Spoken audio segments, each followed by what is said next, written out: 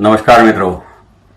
आज मैं आपको ये जो कोरोना से जो संभ्रमित स्थिति हो गई है, पूरी दुनिया जो है कोरोना के कारण ग्रसित हो गई है और उसका जीवन मान में काफी परिवर्तन हो गया है ना। ये जो मीडिया में प्रसार किया जाता है ना, जो कुछ भी आपको आंकड़ेवारी बताई जाती है, ये आंकड़ेवारी की यदि अपन लोगों ने लॉजिकली तर्क किया तो मृत्यु का जो प्रमाण है ये 0.4% आता है। जैसे कि लाखों लोगों को लागन हो गई तो लाख लोग में से 0.4% का ही मृत्यु होता है, और वो भी मृत्यु होने वाले इंसान जो है कि जिनको पहले से ही कोई ना कोई किस्म की बीमारी से वो ग्रसित रहते। नॉर्मल आदमी इंडिविजुअल को जिसकी इम्यूनिटी अच्छी है, जिसकी स्ट्रेंथ अच्छी है ना, और जिसका माइंड में स्ट्रेंथ अच्छी है, बताने का मतलब जो बेडर है, उनको ये कोरोना ग्रसित नहीं कर सकता, क्योंकि जो केमिस्ट्री बदलती है वो डर से बदलती है। तो ये भयभीत होने के कारण में आपकी नैसर्गिक एनर्जी जो है ना, ये नैसर्गिक एनर्जी का संतुलन सही नहीं होता, एनर्जी इम्बैलेंस हो जाती है और उसके कारण में बाद में आपको बहुत सारी व्याधियां ग्रसित करती। आपका मन अभी कैसा है, खिन्न और उदास है ना, जीवन की आनंददायी अनुभूति आपको नहीं आ रही। और इसीलिए मैं बताता हूं कि आपको यदि कोरोना के साथ में जीना है तो मैं आपको कुछ स्टेप बताता हूं। ठीक है, पहले ये जो भ्रम फैला है ये डर आपके मन से निकाल दीजिए। दूसरी बात, इसके ऊपर में साइंटिफिक गौड़ बंगाल बहुत आ गए है ना। जैसा कि कहा जाता है कि ये ड्रॉपलेट इन्फेक्शन से स्प्रेड होता है, किसी को खांसी रही, किसी को सर्दी रही, उसने स्नीजिंग किया तो ये ड्रॉपलेट इन्फेक्शन सॉलिड पार्टिकल पे ऊपर में जमा होके टच के कारण में आपको ये ग्रसित कर सकता है, ऐसा पहले बताया गया था। कुछ लोगों का कहना अभी ऐसा है कि ये एयरबॉर्न रूट से भी स्प्रेड हो सकता है। बताने का मतलब इसके स्प्रेड के बारे में अभी भी संभ्रम है, नक्की जानकारी कोई पारित नहीं कर रहा है ना, और ना इसको आप लोग कोई डिफेंड भी कर सकते। ठीक है, अब ये बीमारी जो है कोरोना की एक किस्म की सर्दी परसा खांसी जैसी आती है, बहुत लोग अपने आप ही ठीक हो जाते। अभी आपको जो कुछ भी पॉजिटिव आ गया टेस्ट से तो उसका क्वारंटाइन करने को बताते, तो 14 दिन के बाद में इसकी समाप्ति हो जाती, कुछ शरीर में प्रतिकार क्षमता आ जाती और आदमी का डिफेंस हो जाता है ना, आदमी सुरक्षित हो जाता, ऐसा कहना है क्या। लेकिन ये आदमी बाद में केस ट्रांसफर नहीं कर सकता? कर सकता है। इसका ड्यूरेशन के बारे में जानकारी नहीं है ना।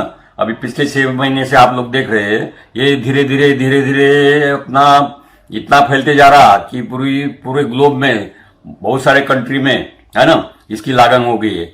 लागन का ज्यादा प्रमाण अपन ने देखा तो ये वेस्टर्न ग्लोब में ज्यादा है, मृत्यु का प्रमाण भी वेस्टर्न ग्लोब में ज्यादा है ना। तो इससे छुटकारा पाने के लिए सबसे पहला तरीका है कि आप आपके माइंड को स्ट्रेन दीजिए, पहले डर निकाल दीजिए। दूसरी बात, ये साइंटिफिक एप्लीकेशन जो है ये कितनी सच कितनी झूठ, इसके बारे में मैं आपको हाईलाइट करना चाहता हूं। आप ये जो मास्क पहन रहे हैं ना, मास्क पहनिए, हम ऐसा नहीं बोल रहे, लेकिन मास्क में क्या आता है, यदि आप कंटिन्यूस धारण करते रहेंगे तो आपके शरीर की ऑक्सीजन की लेवल कम होती जाती है ना, और आपको सेंस ऑफ सफोकेशन भी उसके कारण डेवलप होता है, आपका एनर्जी का व्यय होता है और आपको स्फूर्ति जो है वो स्फूर्ति कम हो जाती है। उससे कुछ लोगों को हेडेक भी चालू होता। ऐसे ही लॉन्ग टर्म यूज करने के उसके दुष्परिणाम शरीर पे होते हैं। तो यदि आपको मास्क वापरना है तो आप जब बाहर जाते नहीं तो किसी के संपर्क में आते हैं और वो आपको मन को एक सहारा देता है कि इसके कारण आपका प्रिवेंशन हो जाएगा है ना, तो ये मन का सहारा मिलने के लिए आप वापर सकते हैं, लेकिन उसका वापर उचित तरीके से करिए। ठीक है, अभी इसमें विविध प्रकार के मास्क है और ये मास्क के ऊपर में हमने देखा कि इसके ऊपर एक व्यापार भी चालू हो गया है ना। ये भूतल पे आया और इंसान कभी सुधरने वाला नहीं है। स्वार्थ के पीछे वो विविध कारनामे करेगा। बहुत सारे मास्क की कीमत हमें देखी, क्या रुपए से लेके तो लोग 500 हजार रुपए के मास्क डर के मारे खरीद रहे हैं। तो इतने महंगे मास्क की जरूरत नहीं है। ठीक है, पहली बात, सादा अपना रुमाल, कॉटन का कपड़ा, ये बेस्ट है मास्क के लिए। आप ये जो सिंथेटिक मटेरियल वापरते हैं है ना, कुछ डॉक्टर्स लोगों को पीपीई किट वापरते, हमने ये देखा कि पीपीई किट वापरने के बाद में भी उनको कोरोना की लागन हो गई है। यानी बताने का मतलब पीपीई किट भी कितनी प्रिवेंटिव है इसके बारे में भी दुमत हो सकता। हमारा दुमत है कि पीपीई की किट आपको प्रिवेंट नहीं कर सकती, क्योंकि हमारे इतने कलीग्स है, हमने देखा कि उनको भी कोरोना की लागन हो गई थी। तीसरी बात ये बताई कि ये सैनिटाइजर का वापरना चाहिए हैंड वॉश करने के लिए। ये सैनिटाइजर तो पूरा केमिकल युक्त है ना। ये केमिकल पदार्थ जो है ये अपने बॉडी टॉलरेट नहीं करती, ज्यादा मात्रा में यूज होते गया तो बॉडी के ऊपर में उसकी केमिकल रिएक्शन आती, एलर्जी रिएक्शन आती।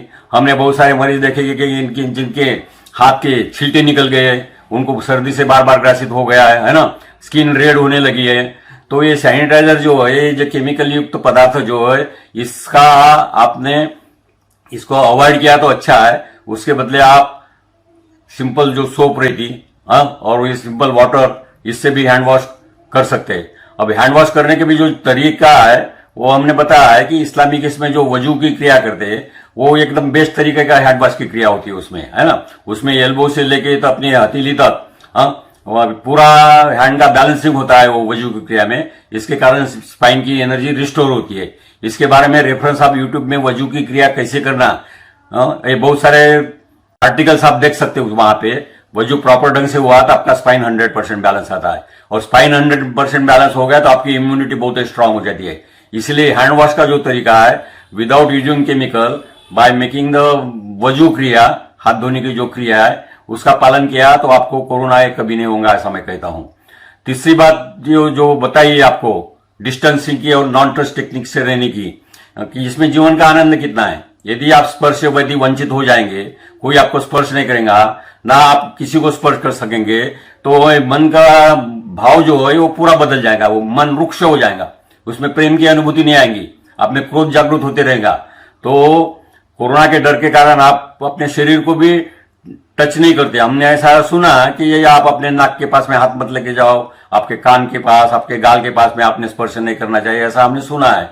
लेकिन अपना ये शरीर का है, ये शरीर को ही यदि अपन अपने हाथ से सहला नहीं सकते, तो मैं तो ये बोलूंगा कि ये शरीर तो फिर आपका मैकेनिकल हो गया, ये एक इंस्ट्रूमेंट हो गया, है ना। ये इंस्ट्रूमेंट यानी बायोलॉजिकल कंप्यूटर जैसा इंस्ट्रूमेंटल आप उसको वापर रहे हैं, लेकिन इसकी संवेदना जो है, इसमें अंदर में जो संवेदनाएं होना चाहिए, ये संवेदना तो आपने पूरी नष्ट कर दी, जीवन इससे रुक्ष हो जाएगा।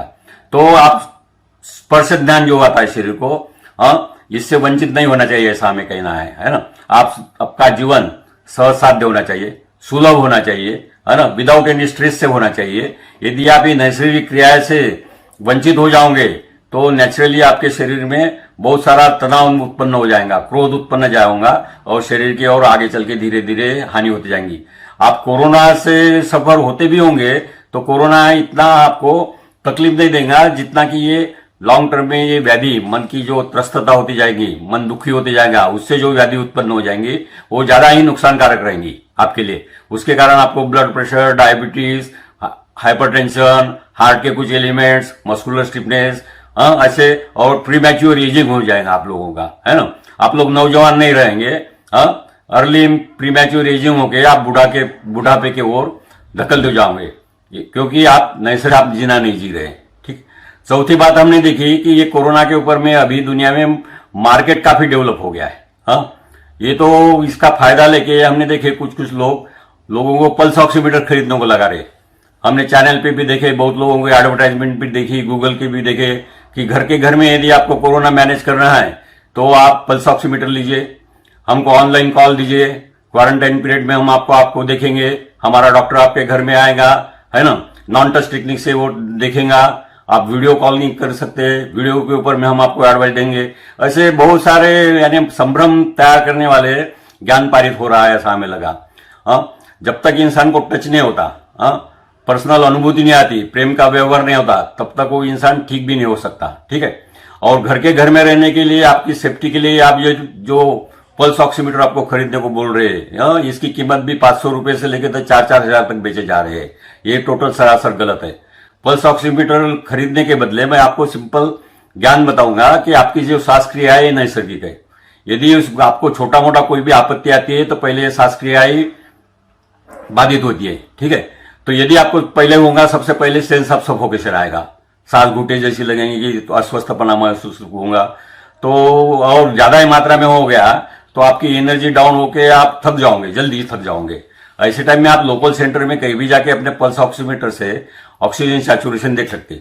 उसके लिए घर में 3-4 हजार का इंस्ट्रूमेंट लाके डेली ऑक्सीजन देखना भी उचित नहीं है। वो साइकोलॉजिकल वार हो जाएगा आपके मन में तैयार। जैसे कि हमने बहुत लोग देखे कि जो घर में लेके बीपी देखते रहते, घर में लेके शुगर का टेस्ट करते रहते, और उनको जानकारी रहती है अधूरी।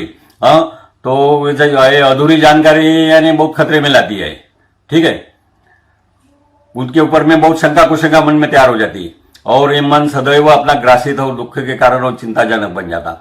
इसलिए कृपया आप ऐसे गैजेट्स घर में मत लाइए। नजदीक वाला कोई आपका विश्वास हो जो डॉक्टर होगा, जिसके ऊपर आपका फेथ है, फेथ बड़ी बहुत चीज रहती है ठीक होने के लिए, तो जिसके ऊपर में आपका फेथ है, पूरा विश्वास है, उससे आप ज्ञान लीजिए आपकी तबीयत के बारे में। ना कि ये ऑनलाइन पे और ये नेट के कारण में जो ऑनलाइन कंसल्टिंग और टेलीमेडिसिन का कंसल्टिंग होता है, इससे आपकी पूरी जानकारी वहां तक जाती नहीं, आपके सिर्फ विचार वहां तक जाते है ना, आपकी कंप्लेंट्स वहां तक जाती है, लेकिन शरीर की भावना और शरीर में जो कुछ भाव उत्पन्न होते हैं वो वहां तक ट्रांसफर नहीं हो सकते। ठीक है, शरीर बड़ा मन से दोलायमान होते रहता, मन जैसा रक्षक है वैसा वो भक्षक भी है। अभी की दुनिया में आपके मन को भक्षक, आपका मन भक्षक हो गया आपका रक्षण करने के बदले, और भक्षक इसलिए हुआ कि आपको ये जानकारी भी वैसी ढंग से पारित हो रही है। अभी जो कमर्शलाइजेशन कोरोना के बारे में हो रहा है, ये भी इंसानियत के विरुद्ध है, ऐसा हमें कहना है। तो आप अपनी सोच को जागरूक कीजिए, अपना डर निकालिए, और जो कुछ भी नैसर्गिक लॉजिक है, जो कुछ भी नेचुरल क्रिया आपको करने का है, उसी ढंग से आपने यदि रहा तो आपका जीवन सुखदायी हो जाएगा, ये हम कहना है। हम आगे के लिए आपको जानकारी देंगे। आप तीसरी बात एक बताता, अति महत्व की बात बताता, आपके जो इंटरनेट के गैजेट्स है, जैसे मोबाइल हो गया, कंप्यूटर हो गया, इसको आप रात को 6 बजे के बाद में, शाम को 6 बजे के बाद में तो सुबह 6 बजे तक क्लोज डाउन करके रखिए। चार्जिंग को रखिए लेकिन स्विच ऑफ करके रखिए। हमारा एक इसके ऊपर में तर्क है, कोरोना जो प्रसार हो रहा, ये मीडिया के कारण ज्यादा उसका प्रसार हुआ, ज्ञान में ज्यादा प्रसार हो रहा है ना। कोरोना फैलने के बदले उसका ज्ञान में ज्यादा फैलाव हो गया। और दूसरी बात ऐसी है, ये मोबाइल गैजेट्स के बारे में हम बता रहे, ये इंटरनेट से चलने वाले जो कुछ माध्यम है, इसमें लाइट की ऊर्जा रहती है। ठीक है, और हमारे सिद्धांत के हिसाब से कोरोना ये नैसर्गिक पार्टिकल है, भला ही वो विषाणु है, लेकिन इस विषाणु पार्टिकल में जितना डर पैदा कर दिया, लेकिन उसके कारण में आपकी जो अभी लाइफस्टाइल चल रही, लॉकडाउन में जो लाइफस्टाइल चल रही, ये लाइफस्टाइल तो बहुत ही सुखद है, क्योंकि आप बाहर के जीवन में भागा दौड़ी करने वाले, पैसा कमाने के पीछे दौड़ने वाले, अभी तो चुपचाप घर में आके अपने बीबी बच्चे माँ बाप उनके साथ में तो प्यार से बातें करने लगे, टाइम तो उनके साथ में, फैमिली के साथ में आप लोग गुजार रहे। फिर बाहर जाना बंद हो गया तो आपका तनाव भी काफी बंद हो गया। हमने तो ये देखा कि एक्सीडेंट में जितने लोग गुजरते थे, उससे कम लोग तो अभी एक्सीडेंट के कारण जो मौत होती थी, वो तो उसकी संख्या तो घट गई है ना। तो ये एक पॉजिटिव साइन है। तो कोरोना ने जितना आपको डरा दिया, उतना उसने आपको फायदा भी कर दिया। आपकी जीवन शैली प्रेम भरी बनाई है ना, आपका ये भ्रष्टाचार दूर कर दिया, और जीवन की पूर्तिता के लिए जो कुछ भी महत्व की चीजें है वो आपको समझ में आ भी गई। जीवन में ज्यादा भागदौड़ करने की और ज्यादा पैसा कमाने की और उसके पीछे में अपनी शरीर की एनर्जी वेस्ट करने की उतनी कुछ जरूरत नहीं रहती। सिर्फ इनका इंसान को सुदृढ़ और स्वास्थ्य से रहने के लिए, आनंद भरा रहने के लिए एक बढ़िया नींद लगती, और 2 टाइम के लिए थोड़ा सा खाना लगता है, वो तो सहज साध्य मिलता है ना। इतनी अरेंजमेंट अपने आप ही हो जाती है, उसके लिए कुछ करना भी नहीं पड़ता।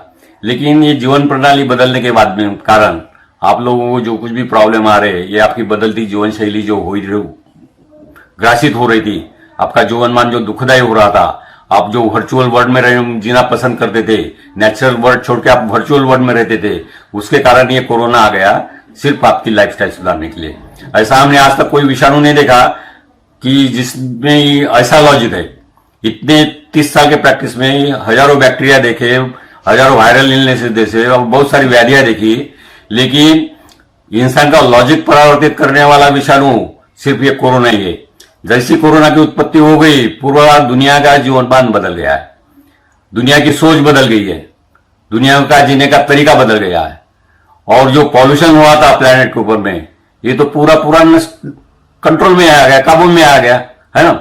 जिस प्रोजेक्ट के लिए नदियां साफ करने के लिए जितना करोड़ों में खर्चा होता था, तो बिना खर्चे से तो ये नदियां वगैरह अपने आप ही साफ होगी।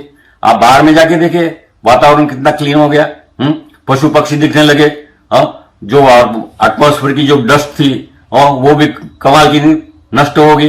बहुत सारे रिपोर्ट्स भी आ गए कि पॉल्यूशन कंट्रोल में आ गया। फिर क्या कोरोना ने क्या किया? कोरोना ने तो ये प्लेनेट को साफ करने की एक मुहिम है। कोरोना ने इंसान की भ्रष्ट हुई हुई बुद्धि उसको जागरूक करने की मुहिम है। ऐसा कहने को क्या हरकत है?